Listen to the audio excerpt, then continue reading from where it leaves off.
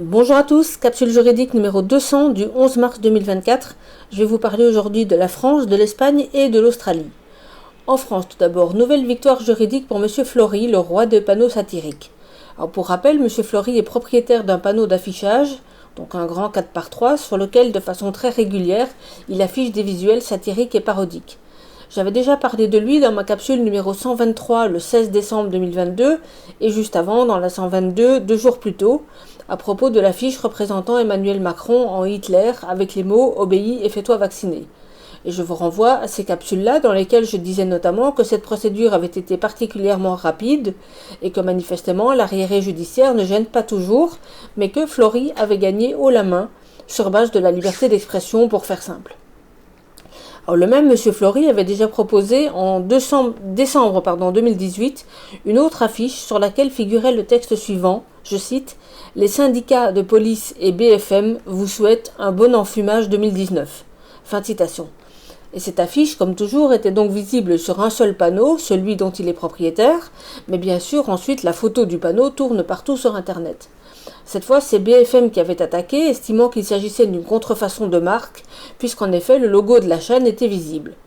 La photo circula sur Internet et fut affichée notamment à 2 reprises sur la page Facebook de M. Flory. Mais dans le cadre de la procédure lancée contre M. Flory par BFM, une ordonnance de non-lieu fut rendue en première instance puis en appel. BFM saisit alors la Cour de cassation qui a rendu un arrêt le 24 février 2024, donc il y a une dizaine de jours, plus ou moins, non, un peu plus, confirmant le non-lieu sur base du raisonnement suivant. Tout d'abord, elle se réfère à la directive européenne 2008-95-CE du 22 octobre 2008, qui était en vigueur au moment des faits et qui traite de la matière des marques, et se réfère également à la jurisprudence de la Cour de justice de l'Union européenne, en précisant que pour qu'il y ait contrefaçon de marque, il faut que l'utilisation d'une marque s'inscrive dans le domaine économique et vise à l'obtention d'un avantage direct ou indirect de nature économique. La Cour de cassation dit ensuite ceci, je cite « Les juges d'appel retiennent qu'au cours du mois de décembre 2018, l'affiche comportant la mention « Les syndicats de police et BFM vous souhaitent un bon enfumage 2019 » a été apposée sur un seul panneau publicitaire qui est la propriété personnelle de M. Flory, que cette affiche a fait l'objet de 2 publications sur la page Facebook de ce dernier et que la mention litigieuse, ainsi diffusée de façon restreinte pour un temps donné, présentait un caractère satirique, ne contenait aucune proposition de produit, ne s'inscrivait dans aucune activité économique et ne procédait d'aucune opération commerciale. Il précise, donc toujours les juges du fond, que si M. Flory peut, au regard de son inscription au répertoire Sirène pour une activité d'agence de publicité et de sa détention de parts dans la société qu'il exploite, être considéré comme participant à la vie des affaires, en dépit de sa situation de retraité, l'affiche litigieuse elle-même ne relève pas de la vie des affaires, en ce qu'elle ne s'inscrit en rien dans le domaine économique, ni ne vise l'obtention d'un avantage direct ou indirect de nature économique. Fin de citation.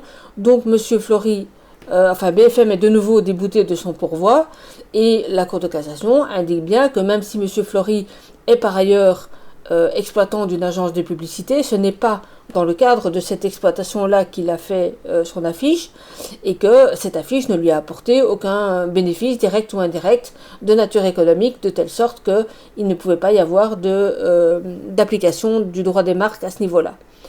Et en fait, c'est un peu ce qu'on appelle l'effet Streisand aussi, parce que sans cette procédure, il est probable que personne n'aurait plus jamais reparlé de cette affiche. À l'allure où vont et viennent les informations, elle aurait été oubliée dès l'affichage de l'affiche suivante. Donc merci à BFM qui a permis de remettre ça en lumière. Et par la suite, M. Flory a fait d'autres affiches mentionnant BFM, parfois d'ailleurs je crois aussi avec son logo si je ne me trompe pas. En Espagne à présent, revenons sur l'association Liberum dont je n'ai pas parlé depuis un bon moment mais qui ne lâche pas prise, bien au contraire. Le 6 mars dernier, elle annonçait notamment une importante procédure dans une affaire de corruption. Elle s'est en effet constituée partie civile dans une affaire connue en Espagne sous le nom de Koldo, K-O-L-D-O, afin de pouvoir notamment accéder au dossier. Je vous lis une large partie de son communiqué de presse. Je cite. Depuis le début de l'imposition de l'utilisation obligatoire de masques par les administrations publiques, l'association Liberum a intenté de nombreux procès contre ces mesures sans soutien scientifique. Grâce à cette défense déterminée de la dignité humaine, le 10 janvier 2023, l'équipe juridique de Liberum a déposé un recours contentieux administratif devant l'Audience nationale contre l'extension de l'utilisation obligatoire des masques dans les transports publics, donnant lieu à une procédure ordinaire numéro un tel, suit la référence, dans le cadre de laquelle le ministre de la Santé a dû reconnaître par ordonnance judiciaire qu'il ne disposait pas d'un rapport ou d'un avis évaluant l'impact et le bénéfice de la mesure en question. De même, en janvier dernier, donc 2024 cette fois-ci, lorsque le ministère de la Santé a publié l'arrêté communiqué du 10 janvier 2024 imposant l'utilisation obligatoire du masque dans les centres de santé de toute l'Espagne, l'association Liberum a pris des mesures immédiates en introduisant toutes les actions en justice nécessaires, des procédures qui sont toujours en cours.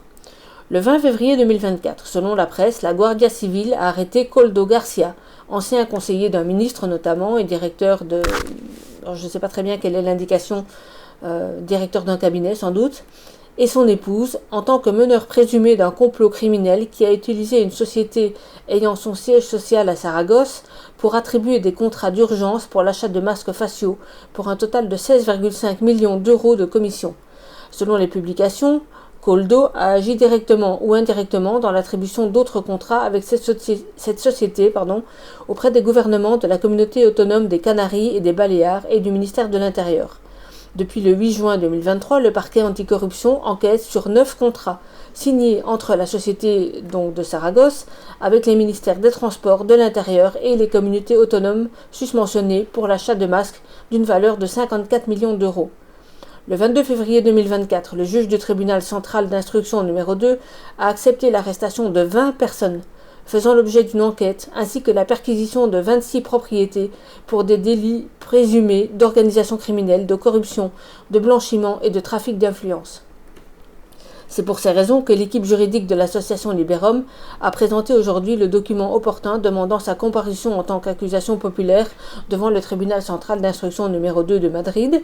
Donc, je traduis et je crois qu'il s'agit simplement d'une constitution de partie civile, sauf particularité espagnole de la procédure que je ne connaîtrais pas.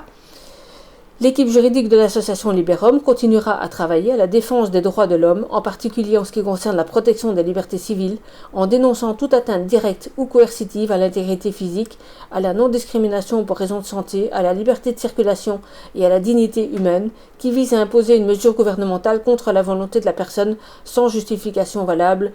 Fin de citation, et donc affaire à suivre également. En Australie maintenant, le 27 février dernier, l'édition australienne du journal The Guardian annonçait que la Cour suprême de l'État du Queensland avait confirmé l'illégalité des obligations vaccinales pour tous les membres des services de police et des services d'ambulance en 2021 et 2022. Alors malheureusement, l'article ne fournit pas de lien vers la décision que j'ai pas pu trouver ailleurs pour l'instant, mais j'ai évidemment pas passé des heures à chercher. Mais ce quotidien est en général très fiable, donc j'ai pas de raison de douter de cette information. Au total, il y avait apparemment 3 procédures différentes qui ont été plaidées vraisemblablement et en tout cas jugées en même temps, et les jugements étaient donc prononcés le 27 février. L'article du Guardian dit notamment ceci, je cite « Les instructions antérieures exigeaient que les travailleurs des services d'urgence reçoivent des vaccins Covid et des injections de rappel sous peine de mesures disciplinaires potentielles pouvant aller jusqu'au licenciement. Le tribunal a estimé que la commissaire de police Catarina Carroll n'avait pas dûment pris en compte les droits de l'homme pertinents dans la décision de prononcer une obligation vaccinale. L'ancien directeur général du ministère de la Santé, le Dr John Wakefield, n'a pas été en mesure de prouver qu'il avait délivré le mandat de vaccination en vertu d'une condition implicite des contrats de travail des travailleurs des services d'ambulance. En conséquence, les décisions d'obligation vaccinale ont été jugées illégales et sans effet par le tribunal. Fin de citation. Donc en d'autres termes, il n'y avait rien dans la science ou dans les contrats de travail qui permettait de prononcer une telle obligation vaccinale qui est donc déclarée illégale. Voilà encore une bonne nouvelle. Et pour terminer, pour ceux qui ne l'auraient pas encore écouté, je vous signale l'apparition d'une interview sur le média belge BAM Presse. J'en ai fait eu le plaisir de parler à l'une de leurs journalistes et de répondre à ses questions sur la finalité et l'objectif dans lequel je publie mes capsules. Donc merci à elle pour l'intérêt qu'elle a manifesté pour mon travail et je remets le lien également sous ma capsule. Dans ma prochaine capsule, j'aurai vraisemblablement un invité, si nous sommes prêts à ce moment-là, mais ça ne devrait pas tarder. Il me reste à vous proposer une petite citation. Je cite « Ceux qui s'en foutent de la mise en place d'une société de contrôle parce qu'ils n'ont rien à cacher sont aussi ceux qui n'ont rien à foutre des atteintes à la liberté d'expression parce qu'ils n'ont rien à dire. Fin de citation, et c'est attribué à Edward Snowden. Je l'ai lu tel qu'elle est. Voilà, c'est très bien dit en fait. Voilà ce que j'avais pour vous aujourd'hui. Bonne semaine et tenez bon, à bientôt, au revoir.